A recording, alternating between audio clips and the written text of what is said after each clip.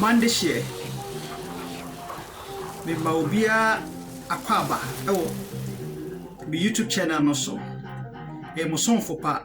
Freeman the storyteller ni ya appear nuama Freeman Monday share me chiechi obi a se nani da edi kan a wo de hwe me a me YouTube channel iso a me sama subscriber mami Freeman the storyteller and I'm beside wo YouTube channel for front so I no so me ka edan ho asem se bia wo abro chire anasa manoni na wo pese uye bibi wo Africa and also no me share nipa nkran efa ho and Freeman the storyteller so no and also me ma nkran share yo ene den so masem Freeman the storyteller me de bae no imo de ye pa na awere ho entina sasem we no meka no entina ma share Colors of Africa na se Colors of Ghana no emne masama me de bae ne se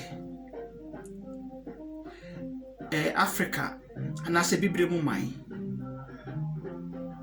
suapon bia na ewo man ni mu no ana se school bia no ewo se yesua yedi Nyansasem obade ne de boye no Nyansasem ye kire ewo eye school bia mu Africa ana se bibre mu man ana se Ghana Nyansa ewo se eye adibia eye adisua bia obia no sa subject no ana se sa ade no yesua ye de ka sa geography ne hwan na ene it says square root to the and ene Mungo Park ne hwan no ye totototo sa ne ma ne gu abrofo kra mu nsua de sa abrofo nsua de where is the sea route to India, where is this, where is the para square, where is the what is this dabi omunsua de sa emi nwanwa se enipa bebre wonimidie bebre enso no de omo elake anase de abo omo eye de obade nyansa ode boye se ade we menye esisie menye common sense uko wiade kra na atinka bi wo mu a ekyew se ade a wokoye na enye nti menye common sense da wo se ewo suapon bia mu ewo bibre mu man bia obitimi esidan na we sidan kama onsi toilet ho onye ya ne so inside bed wo baby oda no de momo no ahmachi ne yemu kana na wasore na wakosume na so na wakọ toilet ahmachi ne baye mu kana na wagira dan nachi na wadwon so eno nyina ya de a kyese ye obade no nyansa wo de boye no ya to atwene anase ye ni huduma ene afa kwesi broni de no na kwesi broni de no so kra ye fine ye nsa anye ne yie kwesi broni nya sa na osua de onsuasua Mungo Park ne who is this where is the friend say the sea route to India ene hwan no sa imira nko ana abrofo no de ba Africa ibesuasua ya so kyese omo no kra no nya sa na osua de nenso ya menwanwa se ye wonimdiefo bebre wo Africa ma besua de waprochi na omuntimi sade na omuntimi nyimfiri ho na omumfa nyansa nyansa ya de bia wo se ye subject ayesua wo school bia mu Africa omandehye ko bitimi wia mine sika nyina intina neme topic no eye nyansa wo se esua common sense wo se esua wo school bia mu Africa and anti-corruption Ketasishe ne proye enso wo se e kan ye subject no ho Africa so bitimi wia mine sika nyina no de akwa monone Christopher Wieska no mo de abego Britain ne America ne Canada ne ade omo de abesie akwasi koko ne bank Muslims so nso kọ maka omo so sika nyina no mo de kọ maka omo so de akobu ho ema Africa continent no ebibre mine bre Africa en deserve sa You will be sorry, I see you gold, you will weigh. Share gold no cry 2 Ghana and be sound say how many percentage in a Ghana? 2 or 3% in a Ghana. 2 or 3%. 2 or 3% in a Ghana. Ubenya impenifua omo fru omo be sign sa deal we oil agane tudo senienya ubenya impenifua omo nwe dachima de omo dwan ni se omo fru ene omo mma ba ko mienu so omo de omo mma be babruchiri omo nwe ma no the common sense ene anti-corruption Ketasishe ne proye ene Nyansasem e wo se eka the subject ayeye e wo bibre mu man e man bi aso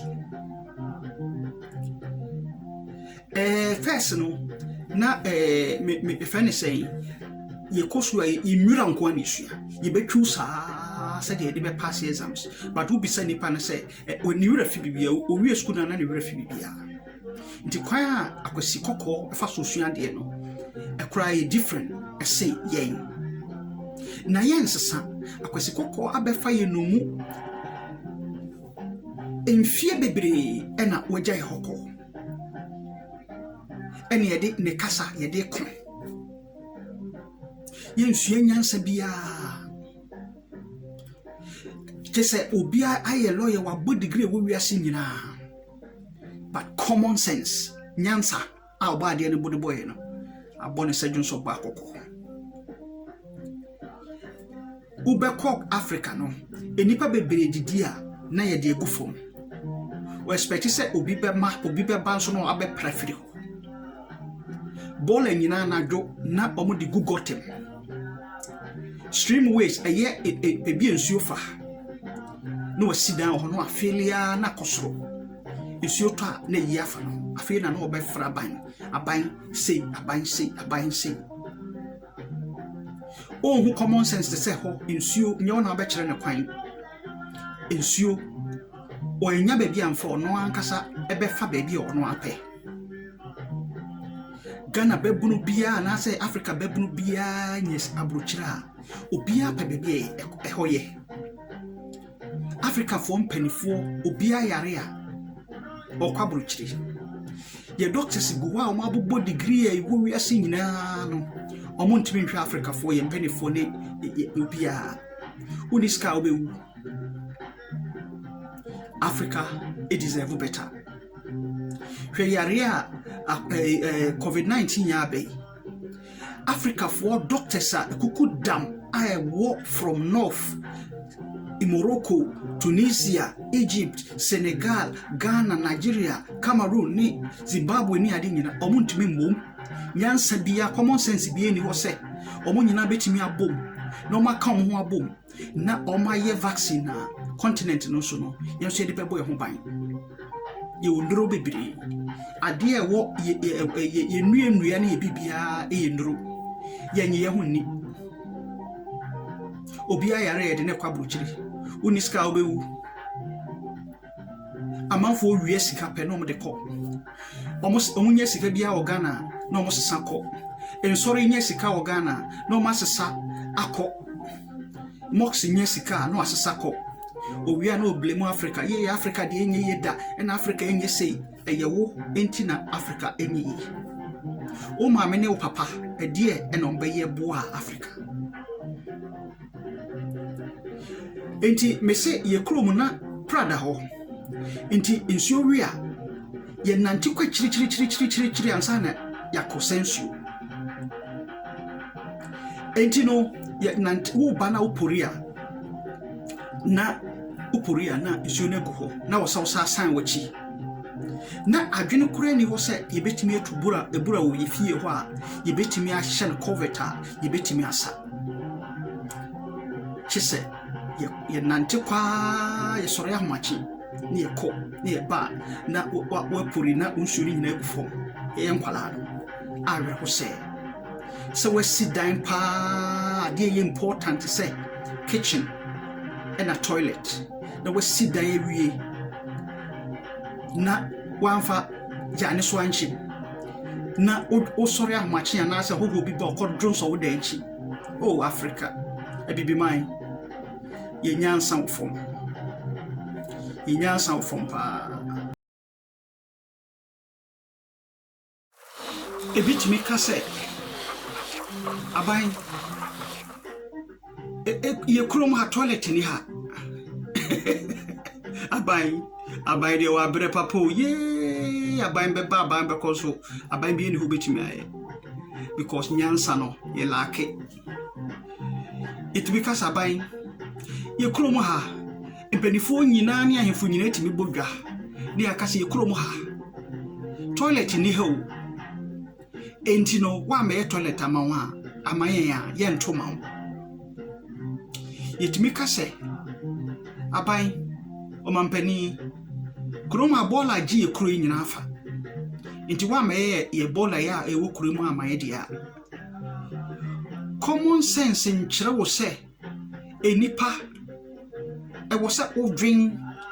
se ho na ugu bora ne bema wo yare wo se o de kokuro nachi baby wo se obi a tu toilet oni fie ade bi wo ho anya ade bi na ban betimi aye na bibia ye de aye amanwosem jimie nko a awreho Africa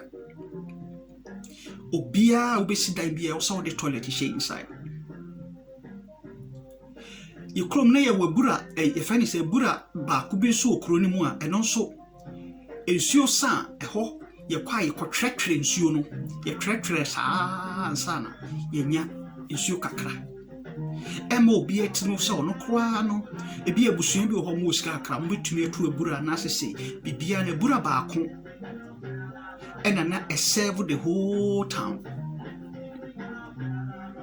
if you say bi onipa bibini yadwen no yadwen wofom nti na kwesi kokko oba na wabesesa ko mini broni bi di nkomo wose mo se Africa abrofo mpem asemo a woni bibi nke yakomo dadaada if you say mo paracetamol ni mo edura de bremo nyina no ene mo vaccine ene mo vaccination nyina no nke yempem asema nke yakomo dadaada empenifo wo mani mu nyina entimi mbom se enkwala yesua de ye bebo mo ye be library e wo village bia na se town bia se enipa besua nim de na mmom no e wo se common sense ene Ketasishe ne proye ye kire wo school common sense e wo se ye kire wo school anti-corruption se o de mine sikani nyina no obi ene ye fa na dwuma bosumi mienu e kwa afi baako we sidan kakra biso obi otia brochire se obetimi aye adwuma be 15 years na we sidan kakra wa brochire na de obetimi obi o lawyer current binsi obi o politician current binsi usi ai be question no so Africa no obi be politician be 6 months ofa e mine sika nyina de si adan usi filling stations na waja ehiafo no bre na ye beto abanso a said ye nipa na dwen wo form a common sense na me se ye nkire wo school ye wo se ye kire wo school no o ma dwen wo form ntino na ebufaso hey wey why say just say edipa timi ko na edipa wu if you say common sense adwene no adwen fia udidi na odi good enchi a o se ohu se enye common sense what they to okra na so common sense kire osade a we na enye unhia Bible na se Quran na beba be ka kire wo so common sense to me ka kire wo o mande shi Africa be ya woni me Africa enye